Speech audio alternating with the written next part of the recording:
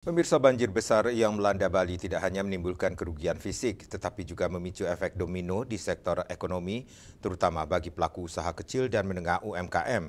Situasi ini dipandang sebagai ancaman serius terhadap stabilitas perekonomian masyarakat.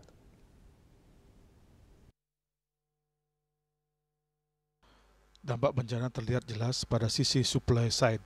Banyak UMKM skala kecil mengalami kesulitan likuiditas dan hambatan keuangan, sehingga roda usaha mereka terhambat. Kondisi tersebut membuat kapasitas produksi melemah dan suplai barang di pasaran berkurang. Di sisi lain, demand side atau permintaan publik terhadap produk UMKM tetap berlangsung, bahkan cenderung meningkat. Ketidakseimbangan antara permintaan dan ketersediaan barang ini menimbulkan tekanan berupa ekses demand. Akibatnya harga-harga berpotensi naik dan mengancam daya beli masyarakat. Situasi tersebut menegaskan perlunya peran aktif otoritas dan pemerintah.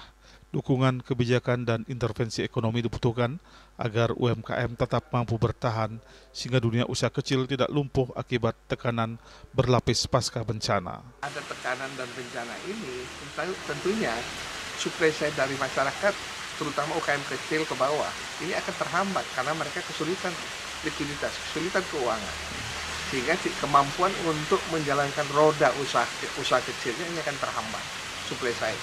Sementara demand side itu permintaan dari publik atas produk-produk UMKM ini akan terus terjadi, sehingga ada tren tekanan excess demand. Excess demand artinya akan menekan harga akan menjadi naik. Itu yang akan menjadi ancaman. Nah, disinilah peran dari otoritas, pemerintah harus betul-betul bersinergi untuk bisa menopang dan memastikan bahwa dunia usaha ini bisa tetap, terutama usaha kecil, bisa tetap berjalan.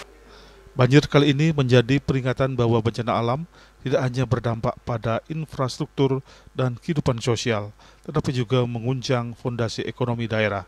Tanpa langkah cepat dan terukur, UMKM yang menjadi tulang punggung perekonomian masyarakat berisiko kehilangan daya saing dan keberlanjutan usahanya. Yana, Bali TV.